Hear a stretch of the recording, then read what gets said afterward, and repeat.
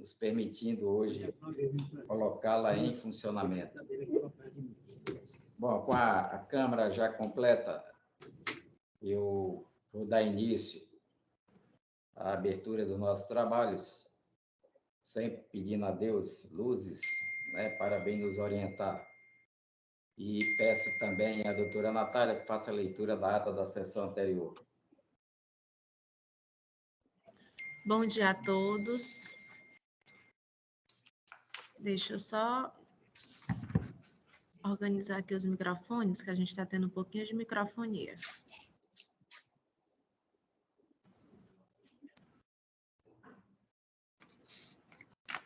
Pronto. Bom dia a todos, novamente. Ata de julgamento da Terceira Câmara Especializada Cível, realizada no dia 15 de fevereiro de 2023, publicada no Diário da Justiça número 9534, de 16 de fevereiro, até a presente data não foi impugnada.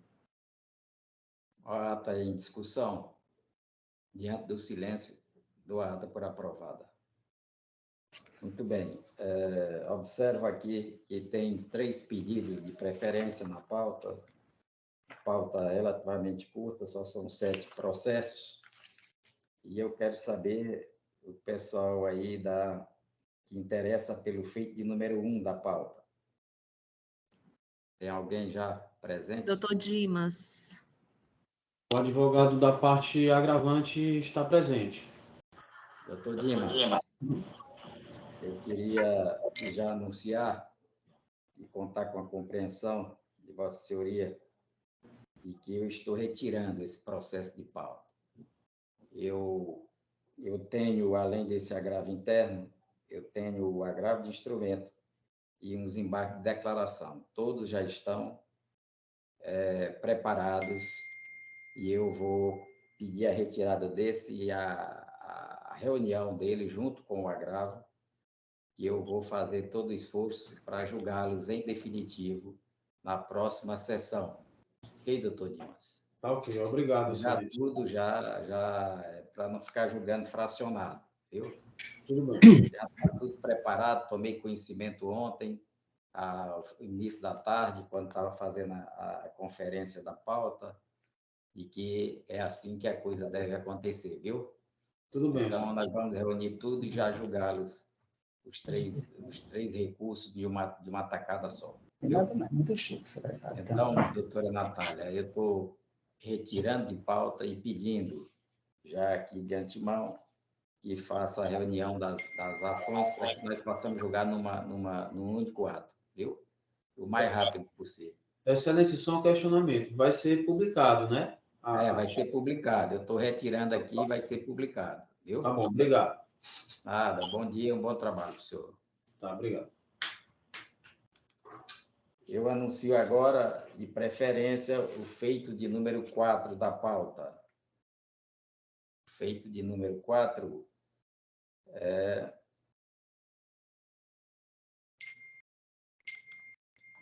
O feito de número 4 é uma apelação cível 080-180665, origem Picos, apelante Damásio de Araújo Souza, advogado em causa própria, apelado Loja Riachuelo S.A. e outra, advogado Nelson Williams Fratoni Rodrigues, da minha relatoria.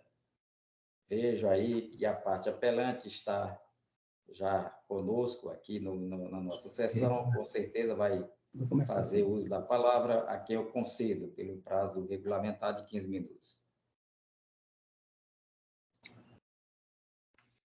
Senhor desembargador, queria aqui nesse momento, antes de proceder à sustentação, eu queria de forma a saudar esta douta terceira Câmara, e faço inicialmente na pessoa de Vossa Excelência, doutor Ricardo, como presidente relator deste processo, ao digníssimo desembargador, doutor José James Gomes Pereira, ao doutor Dioclésio, secretária doutora Celina, que é procuradora. Senhores desembargadores, doutos julgadores, trata-se aqui de uma apelação cível interposta contra uma decisão da primeira vara da comarca de Picos, na qual a sentença for proferida nos autos de uma ação de nulidade de cobrança por abusividade, cumulado com consignação em pagamento, cumulado com ação indenizatória por danos morais em desfavor de Lojas Riachuelos S.A. e Midway S.A., Crédito, Financiamento e Investimento. Eu queria aqui, como sempre, esta douta Câmara, em seus julgamentos, tem sempre com leva proferir seu julgamento, mas eu queria aqui, doutor, me expressar da seguinte forma, em que pese eu advogar em causa própria. Veja só, eu adquiri um cartão de crédito da loja Riachuelo, isso mais ou menos no mês de setembro de 2019. Automaticamente, eu fiz umas compras em 18/10/2019, 22/12/2019, 22/12/2019 e 30/12/2019 e 24/1/2020, e que foram parceladas, a primeira em 6, a outra em 4, outra em 4 e 3 e 4 parcelas. As faturas, quero chamar a atenção, as faturas do cartão de crédito me eram enviadas pelos Correios e chegava ao meu escritório aqui em Picos. E quando chegava, se pagava essas faturas de cartão. Acontece que quando foi no mês de março, como sabemos, adveio o quê? A pandemia, onde tudo se afastou os trabalhos. O que ocorre? Chegou a fatura do mês de março, foi pago por este apelante, isso no mês de abril. E a do mês de abril não chegou, até porque Correio não enviava, não estava entregando, e nem a empresa mandou, quer por e-mail ou quer por via WhatsApp ou SMS. O que acontece com aquilo? Passou ali, então, eu até entendi que, em decorrência da pandemia, tudo realmente estava chegando atrasado, não chegou, mesmo atrasado, essa fatura. Eu entrei em contato diretamente com a empresa, no sentido de que foi mandasse essa fatura, que era no valor de R$ 226,53. E veja só as excelências, a última fatura do cartão. E, no entanto, o que fizeram? Me mandaram, depois disso, me mandaram o quê? Um código de barra, que todo mundo sabe, mandou o código de barra sem cifrar nada, só código de barra. Quando me dirigi à agência bancária para fazer este pagamento, que eu coloquei, quando veio o valor de 226, me veio de 400 e poucos reais. Aí, nisso, eu não fui pagar, porque não era aquele valor da fatura, até então que eu havia solicitado, que me mandaram o código de barra. Eu procurei constantemente, posteriormente, entrar em contato com a empresa para corrigir aquele equívoco, me mandasse a fatura que teria do mês de abril, que vencia no dia 8 de abril, para que eu realmente pagasse. Até porque, excelências, eu sempre paguei as faturas de forma integral, porque ela vem o valor máximo e nunca paguei mínimo, sempre foi valor integral. Nisso, o que acontece? Ficamos esse tempo, final de abril, a início de maio, eu tentando estar em contato, e todos nós sabemos como são essas empresas que a gente liga. Começa a atender, cai a ligação, você fica todo esperando e não lhe atende. O que aconteceu? Quando foi no mês de maio, eles mandaram uma fatura no valor de R$ 51,00 e poucos centavos. E aí eu voltei, minha secretária advertidamente, que eu tenho uma secretária aqui que eu disse, pagou pensando que era resíduo de cartão, algum juro, alguma coisa que tivesse em decorrência da pandemia, daquele atraso, portanto, por culpa dela, viesse aquilo e eu fui, paguei. Quando depois eu fui entrar em contato para saber se só era aquele valor e cadê as outras parcelas, disseram que não, que o valor agora já era 500 e poucos reais. E eu questionei que não, que o valor da minha parcela só era 226, excelências. E aí, o que fez a empresa? Está em contato e simplesmente disseram que era aquele valor, que aquela minha conta, eles tinham, portanto, parcelado em 13 parcelas de 40 e poucos reais. Ora, excelências, eu não iria jamais aceitar, como não aceitei, um parcelamento, que eu não dei culpa pelo atraso da fatura, ainda com essa pandemia, de um valor desse exorbitante em 13, pagando juro de quase 16%. Se eu tivesse dificuldade financeira, eu iria numa instituição tomar empréstimo de um juro de 2%, 3% ao mês, do que eu iria pagar 15%, como estava a fatura aqui, de 200, foi para 500. Portanto,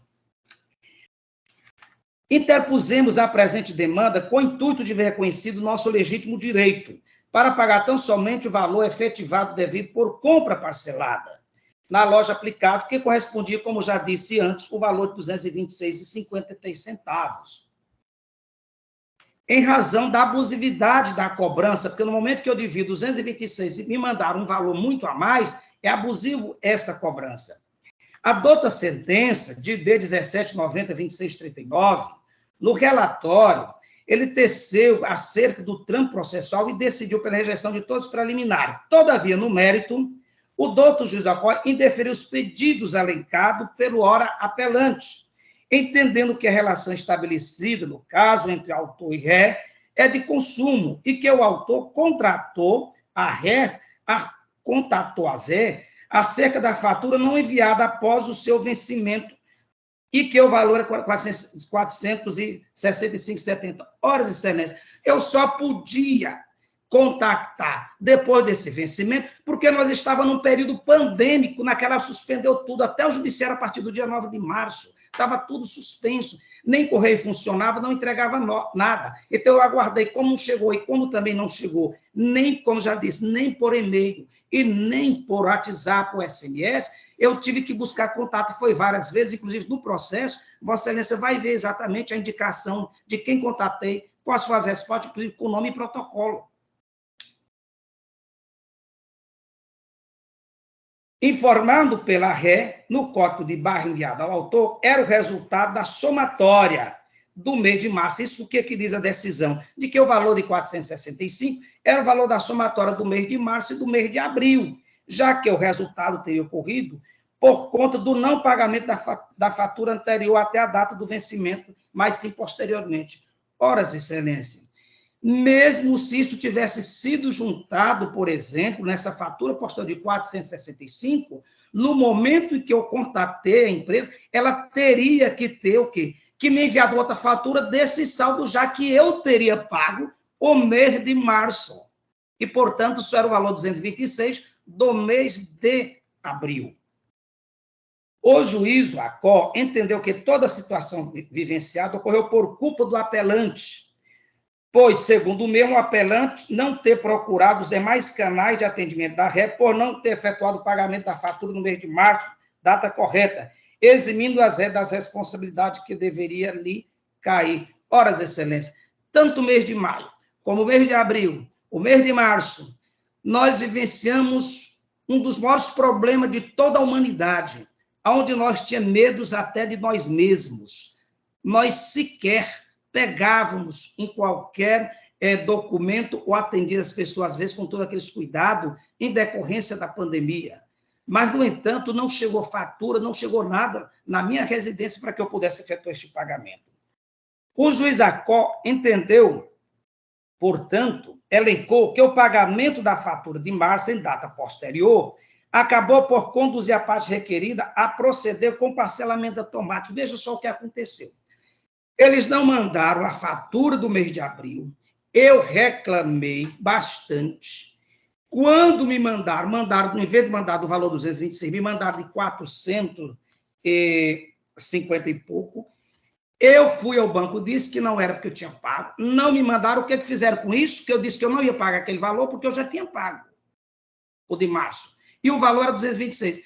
Simplesmente me parcelaram, sem eu pedir, um valor em 13 parcelas, que deu mais de R$500, excelência. Ora, eu não ia aceitar um parcelamento que eu não pedi, que eu não solicitei, e até porque não me ligaram, não me ofereceram. Até porque, se fosse, a gente teria que buscar o que era melhor para a gente, aquele não seria o momento.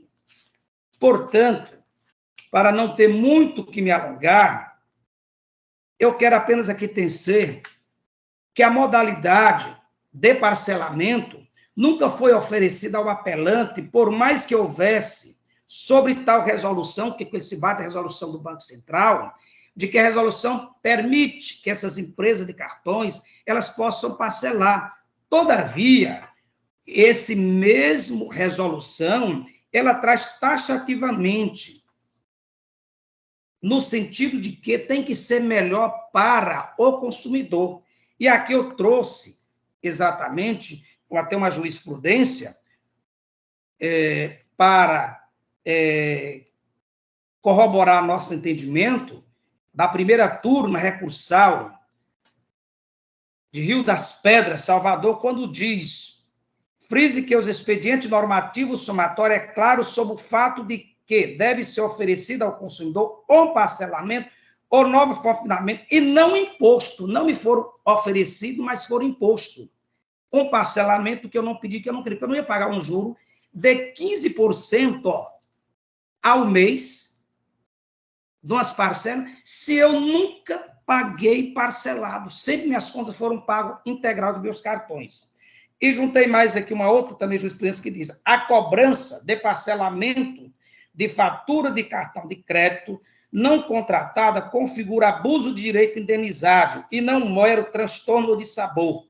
O dano é inerente à própria existência do fato ilícito, cujo resultado causador da ofensa moral a pessoa são presumida. Então, veja bem, eu, fazendo o resumo agora, excelência, contratei um cartão de crédito, fiz compra, recebi até março as faturas normal, paguei. A do mês de abril, em decorrência da pandemia, não me foi enviada, que era remetida pelos Correios, e isso não foi contraditada pela parte. Não recebi nem por SMS, nem qualquer outro meio. Depois reclamei, quando me mandaram um valor muito aquém, questionei.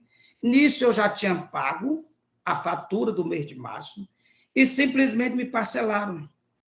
Por essa razão que eu ingressei com a ação, doutores, desembargadores, para mim, pagar até R$500 é muito menos do que estar trabalhando em cima de uma ação desta, recorrendo e tomando o tempo de vossas excelências, se eu não buscasse exatamente um direito do qual eu fui injustiçado. Porque eu não pedi parcelamento, eu não recebi fatura e as provas dos autos não foram observadas, as provas testemunhais estão lá, provando de que realmente eu fiz todo esse procedimento que eu agora acabei de exortar para vossas excelências. Da mesma forma também juntei, inclusive, o nome de servidores da empresa onde eu contatei e que me disseram que não, que eles poderiam, sem precisar me consultar, poderiam parcelar o valor que tinha. Então, esse recurso e essa insatisfação é porque, na verdade, eu quero pagar, mas quero pagar o valor da fatura de março, porque eu não recebi esse extrato para pagar, da mesma forma que me mandaram um valor exorbitante, e eu não paguei por isso que eu busquei, inclusive, dentro também desta ação, a própria consignação para que eu pudesse pagar, e o dano moral que me causaram até hoje, porque, inclusive, o meu nome foi para o SPC. Diante do exposto,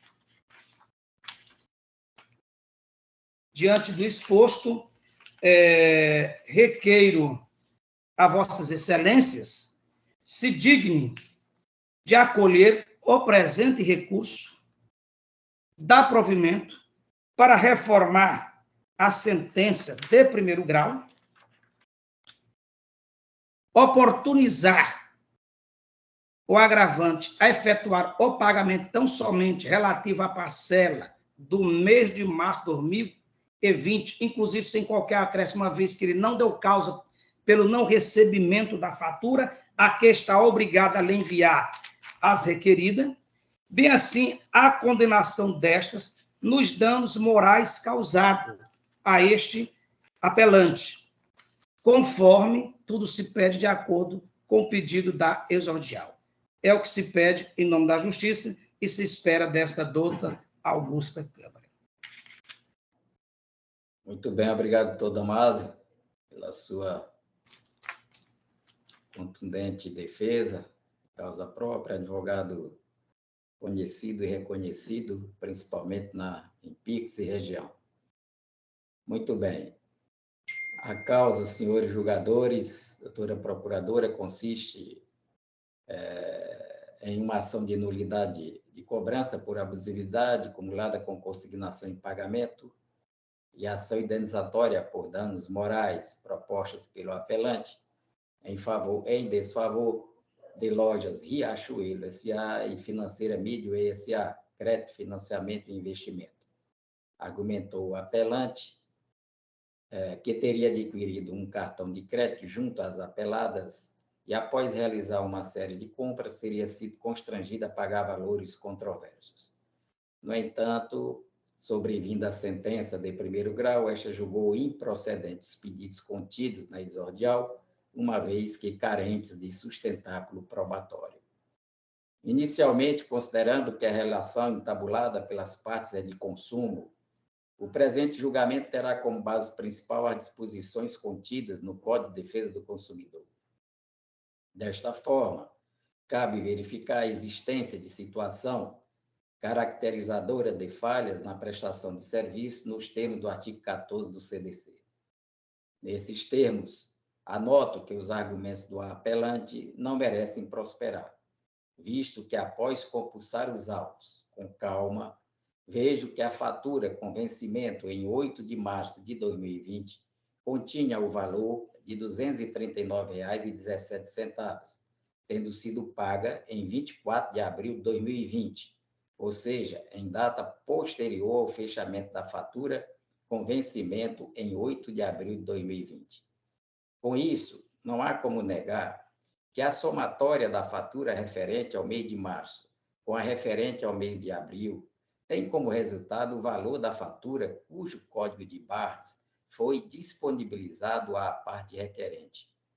Em outro ponto, quanto ao parcelamento automático da fatura do cartão de crédito, vale consignar que a Resolução 4.549/2001 do Banco Central dispõe em seus artigos 1º e 2º que, artigo 1º, o saldo devedor da fatura de cartão de crédito e de demais instrumentos de pagamento pós-pagos, quando não liquidado integralmente no vencimento, somente pode ser objeto de financiamento na modalidade de crédito rotativo até o vencimento da fatura subsequente. Parágrafo único. O financiamento do saldo devedor por meio de outra modalidade de crédito em condições mais vantajosas para o cliente, inclusive no que diz respeito à cobrança de encargo financeiro, pode ser concedido a qualquer tempo antes do vencimento da fatura subsequente. Artigo segundo, após decorrido o prazo previsto no caput do artigo 1º, o saldo remanescente do crédito rotativo pode ser financiado mediante linha de crédito para pagamento parcelado, desde que em condições mais vantajosas para o cliente em relação àquelas praticadas na modalidade de crédito rotativo, inclusive no que diz respeito à cobrança de encargos financeiros. Parágrafo 1º. A previsão da linha de crédito de que trata o caput pode constar no próprio contrato de cartão de crédito e de demais instrumentos de pagamentos pós-pagos. Fecho aspas. Então, como no caso, o parcelamento foi aplicado em razão do acúmulo das faturas com vencimento nos meses de março e abril de 2020. Além disso, noto que a tentativa da parte apelante em quitar a fatura abril de 2020 ao valor exato de R$ 226,53 mostra-se inócua, uma vez que o não pagamento até a data do vencimento acarreta incidência de acréscimos e juros remuneratórios e, consequentemente, o reconhecimento do pagamento em valor inferior ao total calculado. É por tudo isso que também entendo que a negativação do nome do apelante junto aos cadastros inadimplentes está agasalhada na mais cristalina legalidade. Assim decidem os tribunais. E eu trago aqui, e vou fazer só a leitura da ementa deste julgado, né? Que é a primeira Câmara de Direito Privado, Tribunal de Justiça do Estado do Ceará. Apelação civil, ação declaratória de inexistência de débito, pedido de indenização por danos morais, cartão de crédito, parcelamento de débitos, ausência de comprovação da anuência do consumidor, inclusão do nome do autor em cadastro de inadimplentes, constatação de débitos em aberto, exercício regular de direito, dano moral não configurado, recurso parcialmente provido, sentença parcialmente reformada. Eu trago outra aqui também, né, no mesmo sentido, o Tribunal de Justiça do Rio Grande do Sul, da relatoria de Caio Roberto Rodrigues Madruga. Né? Peço permissão também para não fazer a leitura. Mas farei apenas o caput da ementa. apelação civil, contratos e cartão de crédito, ação declaratória de inexistência de débito acumulada com indenização por danos morais, repetição de indébito, pagamento da fatura no valor estipulado para parcelamento após o vencimento, parcelamento desconsiderado, valor lançado para amortização da fatura subsequente, inadimplência, anotação em rol de inadimplentes, exercício regular de direito. Por todo o exposto, senhor julgador, entendo que os argumentos trazidos pelo apelante não merecem prosperar, pelos motivos e fundamentos já expostos. Em face do exposto, conheço do recurso apelatório e, no mérito, nego-lhes provimento, de modo a manter a sentença em todos os seus termos. Desembargador James, é como eu voto. Vossa Excelência. Doutor Dioclésio. Igualmente, Excelência, eu acompanho o vosso voto, muito bem assentado, feito um diagnóstico completo, acompanho integralmente. Eu quero A aqui... unanimidade, portanto, foi conhecido e desprovido o apelo nos termos do voto do relator. Quero agradecer ao doutor Damásio pela sua participação e espero encontrá-los em outra oportunidade. Igualmente também, Excelência, eu quero agradecer ao senhor, ao desembargador James, ao desembargador Dioclésio, e podemos encontrar em outra oportunidade. Se Deus quiser. Muito obrigado. Na sequência dos pedidos de preferência, eu vou anunciar o agravo de instrumento 075 40 84 34, origem Teresina, sexta vara da família, sucessões, agravante SRMPF, advogados Aldonias Leal da Luz e outra, agravada EPMF, advogado Ian Samitrios Lima Cavalcante, da relatoria do ilustre juiz convocado, doutor Dioclésio Souza e Silva, a quem tenho a honra de passar a palavra. Mas, como foi pedido preferência, anoto que deve existir sustentação oral e eu pergunto quem vai fazê-la, por quem, para que eu possa conceder o tempo. Sustentação oral, doutor Ian, pela parte agravada. Pois não, doutor Ian. Bom dia, Excelência. Prazer, bom dia, seja bem-vindo. Então, eu vou lhe conceder a palavra, doutor, pelo prazo de 15 minutos para a sua sustentação. Excelência, só por questão de ordem, esse processo ele já teve liminar concedida e nós acolhemos, acatamos o decision da liminar. Então, se porventura for mantido a liminar, nós vamos dispensar a sustentação oral. O relator tem algo a falar?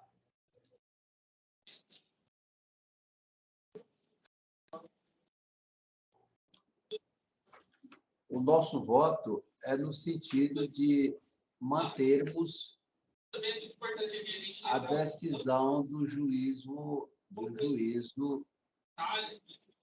de origem.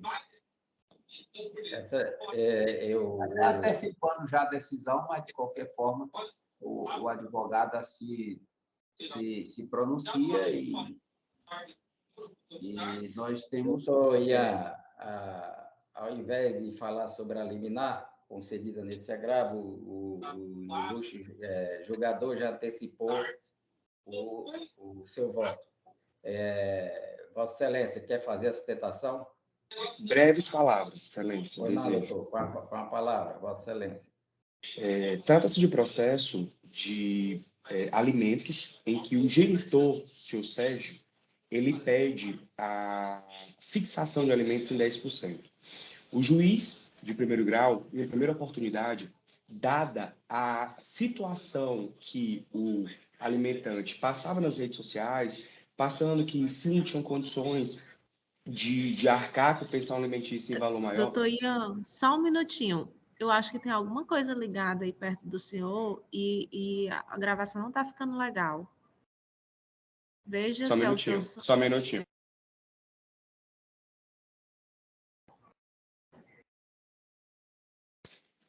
Desculpa, meu filho está aqui perto. Pronto, agora está ok. Sim, então, retomando. Então, o juiz de primeiro grau, dadas as circunstâncias comprovadas por fotos de Instagram, de redes sociais, em que o alimentante sim tinha condições de pagar uma pensão alimentícia no valor maior, ele, inicialmente, elevou a pensão alimentícia para o valor de um salário mínimo e, posteriormente, em grau de reconsideração, reduziu para 10% de um salário mínimo. O alimentado, ele estuda no Dom Barreto. O pai, o alimentante, ele tem um rancho em que promove eventos, festas, como vasto, como muita comprovação constante nos autos. Então, o desembargador Otto, salvo engano, em sede liminar, ele concedeu a majoração, então a fixação na primeira decisão do juiz, ou seja, no valor de um salário mínimo. E assim o pai vem fazendo.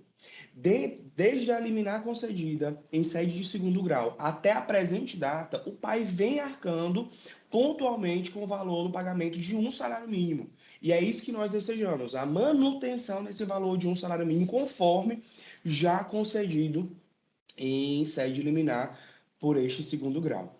Outro ponto é a respeito da arma. Existe uma arma, são esses dois pontos cruciais nesse agravo. Existe essa arma de fogo, que é de propriedade do senhor Sérgio, ela está sob guarda da senhora Erlane, mãe do menor. Existe uma medida protetiva da senhora Erlane para com o senhor Sérgio, porque a senhora Erlane tem medo, né, de ser mais uma vez ameaçada pelo senhor Sérgio, conforme também já consta nos autos. Então, o desembargador, também em sede liminar, manteve essa arma guarnecida com a senhora Erlane. Então, nós pedimos para que seja mantida a decisão liminar em todos os seus termos, porque acreditamos que seja a mais justa e coerente de acordo com o caso apresentado no presentes autos.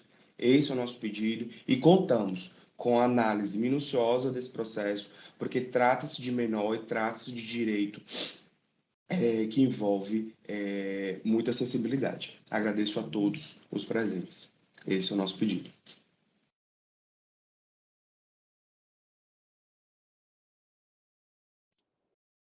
Não, doutor, muito obrigado. E eu repasso a palavra ao relator, doutor Dioclésio, para o seu voto. Senhor presidente, meus cumprimentos. Quero cumprimentar o desembargador James, que chegou, e eu não tive a oportunidade de falar e cumprimentá-lo. Doutora Marta Celina, já cumprimentei. Sim, nossa secretária, e o eminente advogado, doutor Ian. Senhor presidente, eu vou fazer o relatório, não é muito longo, vou fazer o relatório para que Vossa Excelência e o desembargador James tenham uma real consciência a respeito da matéria que está sendo posta, né, em análise. Trata-se de agravo de instrumento com pedido de efeito suspensivo interposto por Sérgio Ricardo Medeiros Parente Forte contra a decisão proferida pelo juiz da 6ª Vara de Família e Sucessão da Comarca de Teresina nos autos da ação de divórcio.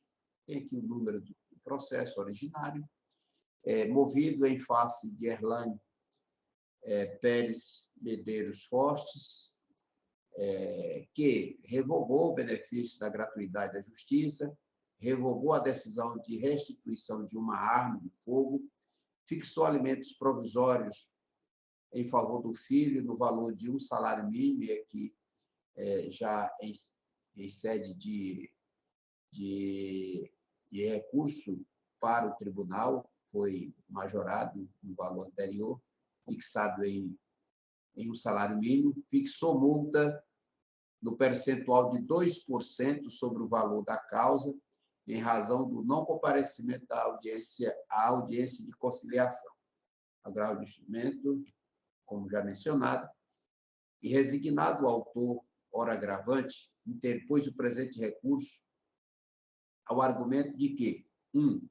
Os motivos expostos na decisão saneadora não são suficientes para revogar a decisão que concedeu a gratuidade da justiça. 2. A arma de fogo deve ser restituída tendo em vista que o recorrente possui registro de poste renovado até o ano de 2030.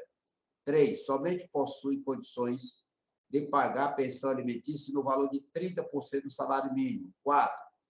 Compareceu à audiência de conciliação, conforme cópia da ata de audiência apostada, de modo que deve ser afastada a multa imposta. E as contrarrazões, né? Contrarrazões. Apesar de intimada, a parte agravada não apresentou contrarrazões. O parecer ministerial foi no sentido de opinou pelo improvimento do agravo de instrumento. Temos os pontos controvertidos dessa matéria. São pontos controvertidos do presente recurso. 1. Concessão da gratuidade da justiça. 2. A devolução de arma de fogo. 3. A fixação da pensão alimentícia em favor do filho no valor de 30% do salário mínimo. E 4. O afastamento da multa prevista no artigo 334, parágrafo 8º do Código de Processo Civil. Faço aqui uma breve leitura aqui da emenda. Agravo de instrumento, ação de divórcio, combinado com partilha, combinado com alimento, pedido de gratuidade da justiça, possibilidade de redução das custas e parcelamento, conforme os parágrafos 5º e 6º do artigo 98 do Código de Processo Civil, devolução de arma de fogo, mulher que se encontra sob medida protetiva, impossibilidade, redução dos alimentos provisórios, fixado pelo juiz ACO, trinômio, necessidade, possibilidade, proporcionalidade. Agravante que não trouxe provas capazes de infirmar sua incapacidade financeira. Afastamento da multa prevista no artigo 334, parágrafo 8º do CPC. Possibilidade, comparecimento à audiência de conciliação. Recurso parcialmente provido. Vamos ao admissibilidade. De saída, conheço o presente recurso, eis que tempestivo e preenche os requisitos dos artigos 1016 e 1017 do CPC. No mérito, consoante já relatado, o recorrente levantou em suas razões recursais as seguintes teses: a concessão de gratuidade à justiça, a devolução de arma de fogo, fixação da pensão alimentícia em favor do filho no valor de 30% do salário mínimo e o afastamento da multa prevista no artigo 334, parágrafo 8º do CPC. Primeiro, quanto à gratuidade da justiça, verifique que o referido benefício foi inicialmente conferido ao recorrente. Contudo, o juiz ACO procedeu à revogação, conforme trecho da decisão. Indefiro os requerimentos de gratuidade da justiça formulados pelas partes, por observar serem detentores de patrimônio que não lhes possibilita ostentar o perfil de pessoas hipossuficientes. Revogo, pois, a decisão de gratuidade de que cuida o ID 56.60.334 e assim determino ao autor o pagamento das custas e despesas de ingresso com observância do valor da causa, dentro do prazo de 15 dias, sob pena de cancelamento da distribuição do feito. No caso em apreço, o agravante busca, na demanda originária, o divórcio, a partilha e a fixação de alimentos em favor do filho, atribuindo à causa o valor de 961 mil. Então, Vossa Excelência está revogando a gratuidade e determinando, né, que seja feito o devido recolhimento. Excelência, por enquanto não. Eu estou... Ah, tá. Desculpa aí, pode continuar. Eu peguei um trecho aqui da decisão do juiz que revogou a gratuidade. Mas bom, tá certo. Eu vou analisar essa questão da gratuidade. Desculpa aí, pode continuar. No caso em apreço, o agravante busca, na demanda originária, o divórcio, a partilha e a fixação de alimentos em favor do filho, atribuindo à causa o valor de R$ 961.600. Em caso, o valor das custas judiciais, calculada sobre o valor da causa de R$ 961.600, corresponde ao montante de R$ 20.612,46. Valor que exorbita em muito a renda mensal média brasileira. Para fazer prova de sua hipossuficiência, o agravante acostou cópia da movimentação financeira de sua conta bancária do período de 29/5/2020 a 8/7/2020, ID 18.46.413 e 18.46.409, na qual não se percebe uma movimentação financeira expressiva. Ademais, juntou cópia da sua declaração de imposto de renda referente ao ano de 2019, ID 18.46.466, em que há declaração de bens no valor de R$ 5.000, relativa a cotas de capital de empresa. Tais fatos, por si, apontam para a possibilidade de concessão da gratuidade da justiça. Contudo, o agravante faz menção, em suas razões recursais, que vive de um local onde serve churrasco e realiza alguns eventos, e, nesse período, este local, sítio Novo Rancho, localizado no povoado Soturno, encontra-se fechado e de lá não ofere nenhum lucro. Efetuando-se uma rápida busca na internet, extrai-se que o sítio Novo Rancho é, em verdade, a fazenda Novo Rancho, localizada no povoado Soturno, contando com a seguinte descrição na rede social Instagram: agronegócios, ensaios fotográficos, eventos, além de serviço de churrasco, apontado pelo agravante, a referida fazenda aluga em seu espaço para a realização de eventos fotográficos e para a realização de eventos, confraternizações, datas comemorativas e comemorações correlatas. Para todos esses eventos, há, em tese, contraprestação pelo uso do espaço. Ademais, a fazenda Novo Rancho atua na comercialização de produtos orgânicos. Por fim, verificando as publicações na referida rede social, extrai-se que há, inclusive, concessão de entrevista e a redes sociais, a rede de televisão local, acerca das atividades desenvolvidas na fazenda Novo Rancho. Nessa ordem de ideias, a hipossuficiência não parece se coadunar com os fatos acima relatados. O juiz Acó revogou a gratuidade da justiça por ocasião de fato noticiado no processo de origem, segundo o qual o agravante teria realizado viagem ao exterior, Buenos Aires, com a atual namorada. Alega em suas razões que os gastos da referida viagem equiparam-se aos gastos de uma viagem para o litoral piauiense, o que facilmente infirma-se quando considerados os gastos em uma viagem internacional: passaporte, passagem aérea para 2 pessoas, hospedagem, traslado, passeio turísticos, refeições, entre outros. Assim, não restam configurados os requisitos autorizadores da concessão integral do benefício da gratuidade da justiça. Todavia, não se pode perder de vista que o valor das custas iniciais, R$ 20.612,46, é demasiado alto. Tal situação se agrava quando considerada a atual situação ocasionada pela pandemia da Covid-19.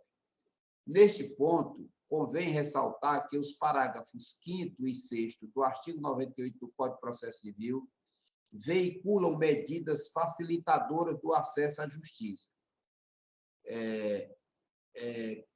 E assim dispõe o artigo 98 do CPC. A pessoa natural ou jurídica, brasileira ou estrangeira, com insuficiência de recursos para pagar as custas, as despesas processuais e honorários advocatícios, tem direito à gratuidade da justiça, na forma da lei. Parágrafo 5º. A gratuidade poderá ser concedida em relação a algum ou a todos os atos processuais ou consistir na redução percentual de despesas processuais que o beneficiário tiver de adiantar no curso do processo. Parágrafo 6º. Conforme o caso, o juiz poderá conceder direito ao parcelamento de despesas processuais que o beneficiário tiver de adiantar no curso do procedimento. Por bem, extrai-se, portanto, que é possível ao julgador reduzir o valor das custas conforme possibilidade de pagamento da parte, sempre analisando cada caso concreto. Analisando a tabela de custas, percebe-se que o menor valor que as custas podem chegar é de R$ 20.612,46, sendo R$ 10.996,46 de custas em geral e R$ 9.616 de taxa judiciária. Desse modo, utilizando-se dos parágrafos 5º e 6º do artigo 98 do Código de Processo Civil, podem ser criadas facilidades ao hora agravante, reduzindo o valor das custas para R$ 10.000, com a possibilidade de parcelamento em até 10 vezes.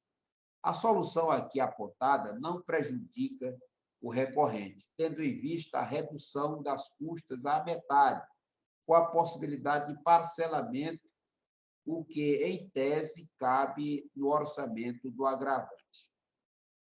Tal solução, inclusive, visa concretizar o princípio da preservação da empresa, estabelecida no artigo 47 da Lei 11.101, de 2005, que visa a manter em atividade a unidade produtora.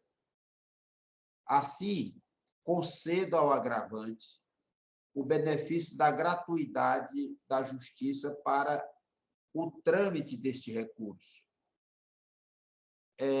E, com fulcro nos parágrafos 5º e 6º do artigo 98 do CPC, determina a redução do pagamento das custas processuais iniciais para R$ 10.000, com possibilidade de parcelamento em até 10 vezes. Essa primeira decisão poderia ser uma preliminar, eu faço ela integrativa ao voto, Excelência. Pois não, doutor. Pois vamos em frente, então. Quanto à devolução da arma de fogo, em que pese os reclamos do agravante, reputo correta a decisão recorrida ao negar a restituição da arma de fogo. Isto porque, conforme noticiado na decisão guerreada, o hora agravado se encontra sob medida protetiva. A hora agravada se encontra sob medida protetiva de urgência deferida pelo juizado de violência doméstica e familiar contra a mulher, o que, em tese, mostra que há estado de beligerância entre as partes. Malgrado tais fatos, demandam maior apuração. O deferimento da medida protetiva impede o pedido de restituição, situação que, ressalte-se, será reavaliada após regular instrução. Por ora, devem ser resguardados os interesses da agravada e do filho. Com relação ao valor da pensão alimentícia fixada em um salário mínimo, entendo que a decisão recorrida não merece reparos.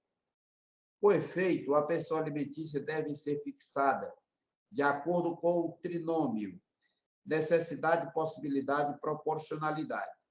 na esteira do que dispõe o artigo 1694, parágrafo 1º do Código Civil de 2002, segundo o qual os alimentos devem ser fixados na proporção das necessidades do reclamante e dos recursos da pessoa obrigada. Assim, o presente recurso tem como substrato a discussão acerca da possibilidade ou não do autor, ora agravante, de arcar com os alimentos provisórios no valor fixado pelo juízo da causa e a necessidade do alimentante. Em primeiro lugar, verifico que, apesar do autor, ora agravante, requerer a redução da pensão alimentícia de um salário mínimo para o percentual de 30%, não faz prova da impossibilidade de pagamento do valor fixado pelo juiz ACO. Ao contrário, conforme já relatado, o agravante é proprietário da fazenda Novo Rancho, na qual desenvolve diversas atividades que infirmam sua própria alegação. Assim, o agravante não foi capaz de provar que não tem capacidade de arcar com os alimentos no valor de um salário mínimo, conforme fixado pelo juiz de primeiro grau. Ademais, o valor proposto pelo ora agravante corresponde a 30% do salário mínimo, correspondente a R$ 313. Seria insuficiente para a cobertura das despesas do filho, referente à alimentação, vestuário, saúde, lazer, educação, entre outras. Considerando, pois, o trinômio necessidade, possibilidade e proporcionalidade, decido, nesse juízo sumário, pela manutenção do valor dos alimentos provisórios, fixado em um salário mínimo vigente no país, com o qual deverá arcar o ora agravante. Por fim, quanto ao afastamento da multa em razão do não comparecimento à audiência de conciliação, entendo que assiste razão agravante. A multa sob discussão encontra-se prevista no parágrafo 8º do artigo 334 do CPC, que me reservo a não fazer a leitura, que é do conhecimento de Vossas Excelências, essa previsão legal quando uma das partes não comparece a esse chamamento, estando, claro, a petição inicial preenchida todas as formalidades. No caso dos autos, conforme cópia da ata de audiência de conciliação apostada no ID 1846-385, página 11, o agravante compareceu à audiência de conciliação devidamente acompanhado do seu causídico, conforme teor da própria ata e assinatura. Entendo assim ser inaplicável a multa prevista no parágrafo 8º do artigo 334 do CPC. Decisão. Forte nessas razões, conheço do presente agravo de instrumento e dou parcial provimento ao recurso para, primeiro, conceder ao agravante o benefício da gratuidade da justiça para o trâmite nesse recurso, com fulcro nos parágrafos 5º e 6º do artigo 98 do CPC. Determinar a redução do pagamento das custas processuais iniciais para R$ 10.000, com possibilidade de pagamento em até 10 vezes. Terceiro, manter a decisão que revogou a restituição, da arma de fogo. Quarto, manter o valor fixado a título de alimentos provisórios. Afastar a aplicação da multa prevista no artigo 334, parágrafo 8º do CPC. É como voto, Excelências. Pois não, doutor. Sem comentários, já acompanho integralmente Vossa Excelência. Desembargador José James. Também acompanho integralmente o voto. Pois não. A unanimidade, portanto, conhecida e dado parcial provimento ao apelo, nos termos do voto do relator. Agradecendo a presença do doutor Igor, esperando encontrá-los em outra oportunidade, vamos dar sequência à nossa pauta. Eu anuncio o feito de número 2. Embargo de declaração no agravo de instrumento, 49.8056, origem José de Freitas, embargante Francisco Herbert Fortes Farias, advogado Rodrigo Xavier Ponce de Oliveira, embargado Benedito Eulálio de Araújo e outros, advogado Luiz Eduardo da Neves Silva, da minha relatoria.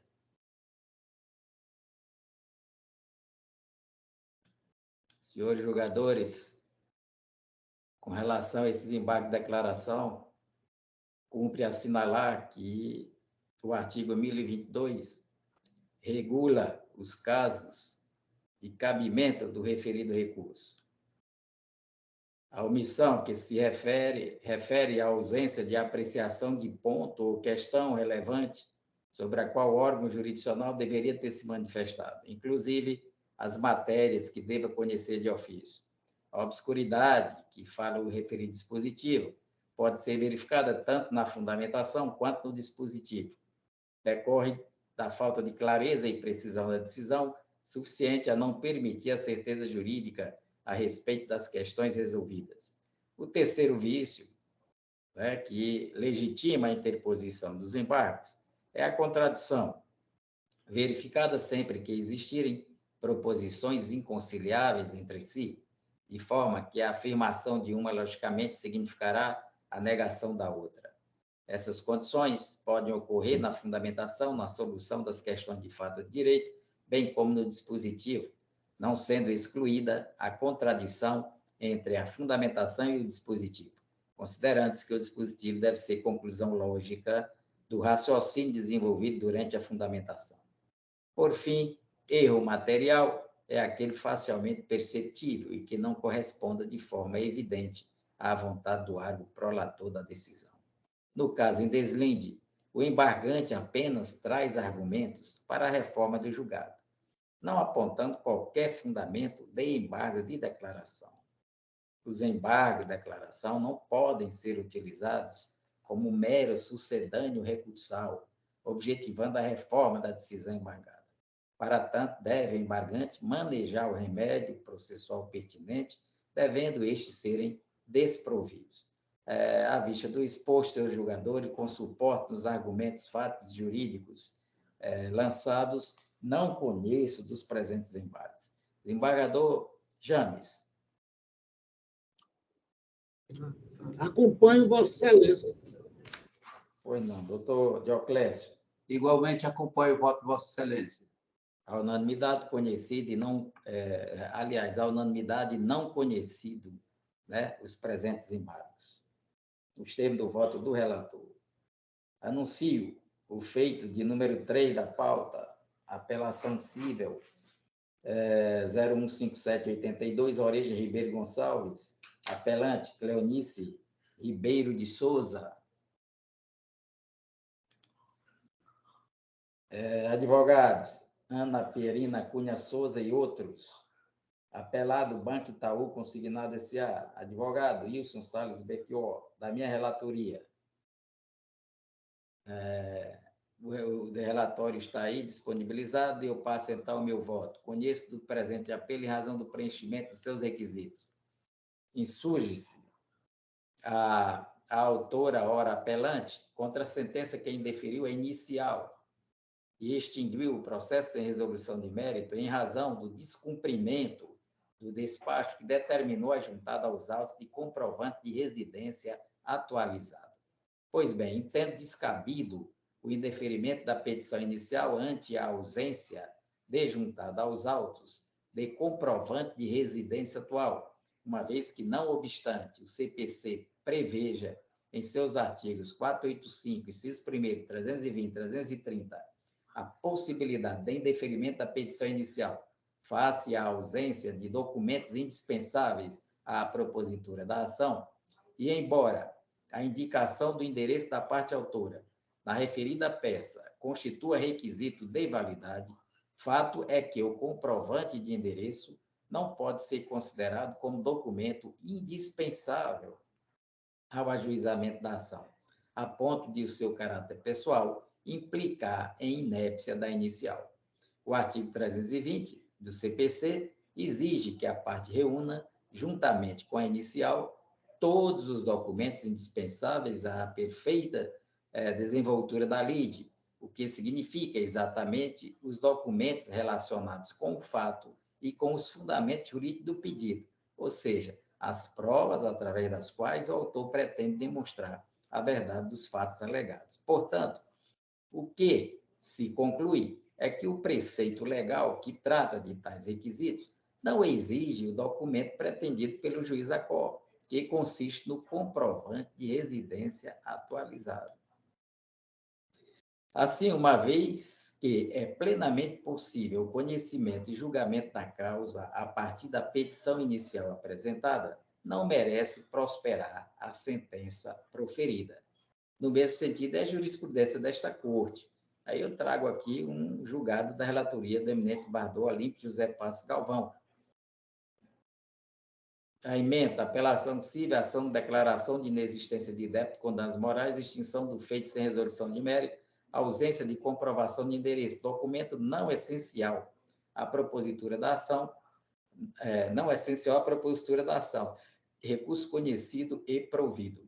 Por fim, deixo de aplicar o julgamento antecipado do mérito, conforme prevê o artigo 1013, parágrafo 3º, diante da limitação probatória, pois o processo não está em condições de imediato julgamento.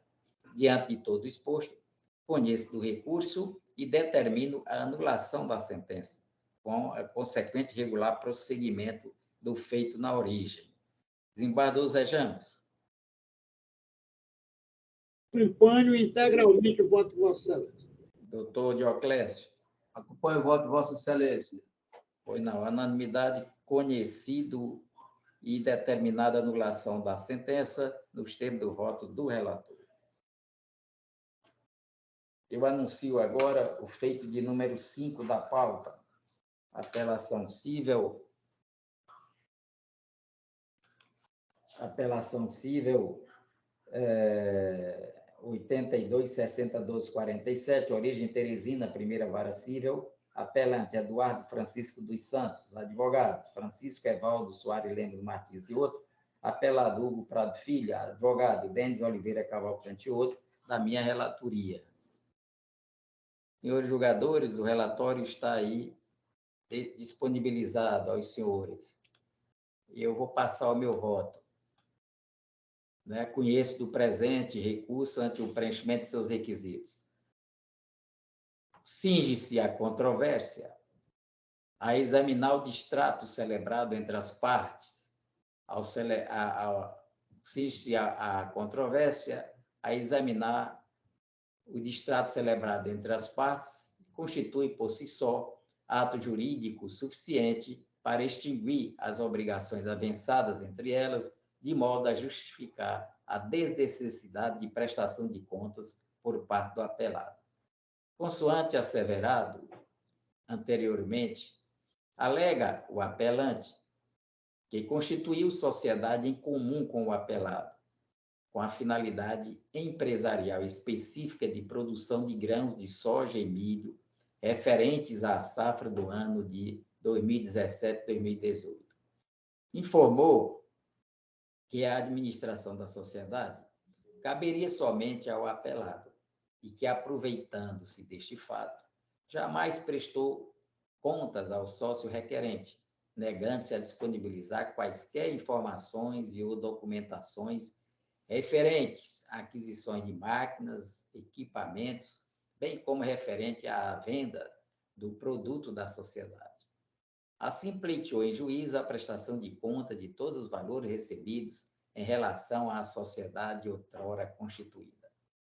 Contudo, perlustrando atentamente os documentos colacionados, é possível observar que o apelante firmou, em 8 de novembro de 2018, instrumento de termo de distrato, no qual a cláusula terceira intitulada, abre aspas, da quitação e extinção, estabelece textualmente que os sócios concordam com o presente distrato e todos os seus termos, sendo irrevogáveis e irretratáveis, e declaram desde já não haver nada mais a reclamar um do outro, seja que título for, declarando ainda extinta a sociedade desde a assinatura do presente termo e restando todas as obrigações devidamente quitadas imediatamente após o cumprimento das obrigações constantes neste instrumento, fecho aspas.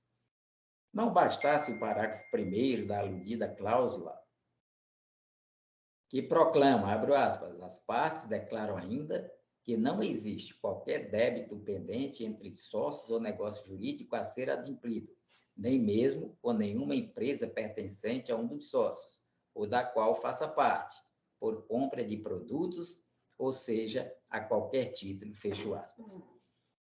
A questão a ser solucionada nos autos é dizer se o objeto litigioso do processo o objeto litigioso do processo gravita não em torno do fato da celebração do distrato, mas na outorga incondicional de quitação de quaisquer obrigações porventura havida entre as partes contratantes. Importa ressaltar que distrato e quitação são elementos distintos e que um não pressupõe a existência do outro, de modo que um distrato pode conter ou não um negócio jurídico de quitação. No caso dos autos, contém. Como se disso, o pagamento traduz o fim natural de toda obrigação. Todavia, existem outras formas especiais de extinção das obrigações, as quais a doutrina costuma denominar pagamentos especiais ou indiretos. Metaforicamente, pode-se dizer que o pagamento é abro aspas, morte natural de uma obrigação. Não se pode deixar de reconhecer que, juridicamente, há outras formas de morte de uma obrigação, sem que se siga a via ordinária concebida genericamente para todas as formas de vida. É o caso da quitação, dada nos autos, de modo que, ao contrário do que argumenta o apelante, a extinção da obrigação não necessariamente significará satisfação do credor. Em caso, é patente ter havido a solução da obrigação com a consequente liberação do devedor.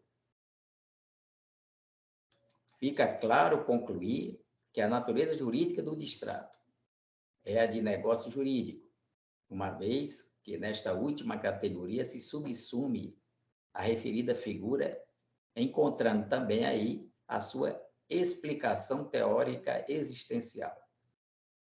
Teoria do negócio jurídico explica a natureza do contrato. Indiscutivelmente, o pagamento, cuja prova é a quitação, é fato jurídico, na medida em que tem o condão de resolver a relação jurídica obrigacional. Como visto, não há que se questionar ter havido a prova do adimplemento das obrigações havidas reciprocamente entre as partes, visto que o instrumento de quitação, devidamente formatado e subscrito pelas partes, dá conta de ter havido a total solução dos créditos constituídos durante o período contratual. Não há agora como ignorar esta realidade, que, por tudo, sendo existente e válido, já produziria efeitos regulares no mundo jurídico.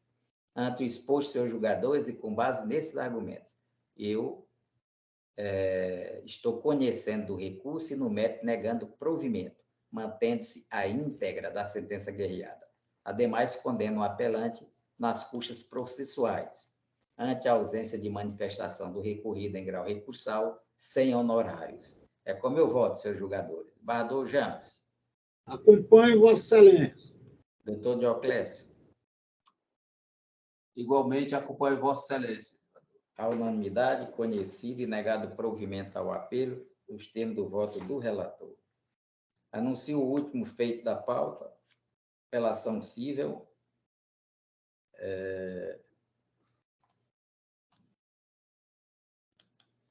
Apelação cível 004086, origem Floriano, segunda vara, apelante Isaura Domingas da Costa, advogado Marcos Mateus Miranda Silva, apelado Banco PAN, advogado Feliciano Lira Moura, da minha relatoria.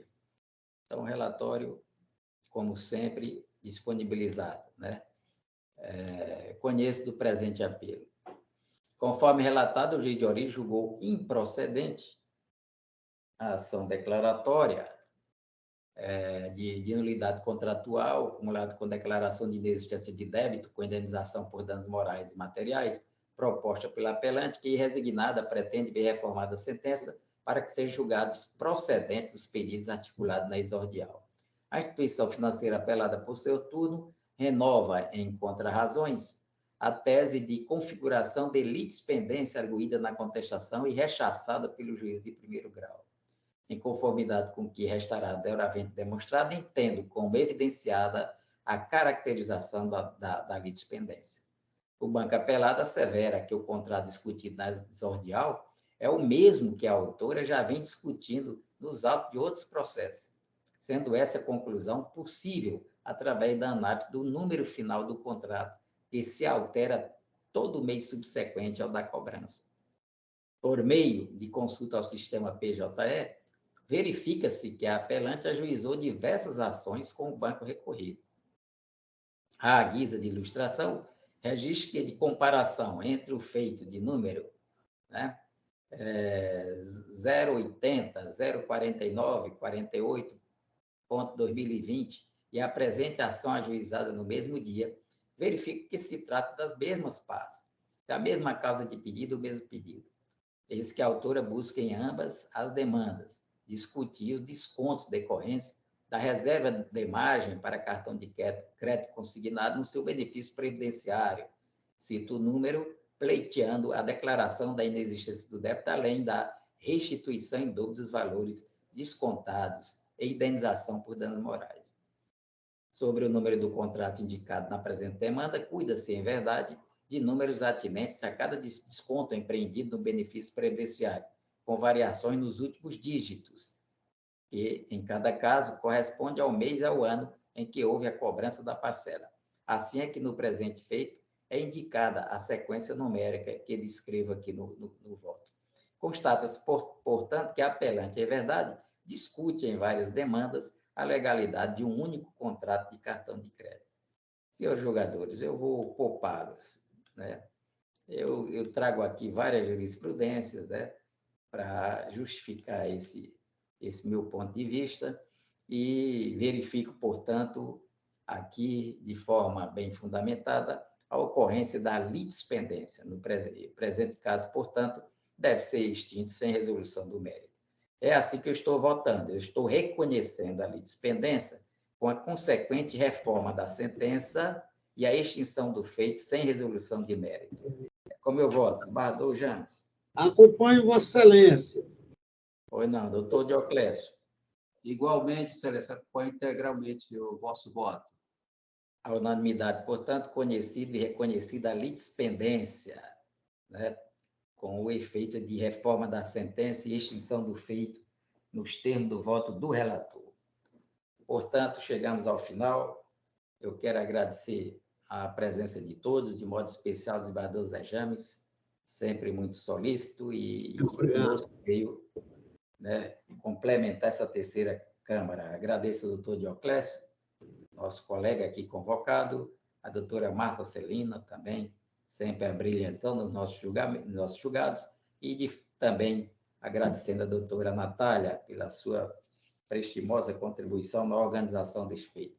Muito obrigado a todos, e quem vai continuar comigo, até amanhã nos encontraremos novamente. Eu desejo um bom dia a todos e até a próxima quarta. Tá, um abraço a todos e até amanhã, quem for de amanhã. Bom dia a todos e até amanhã, advogado.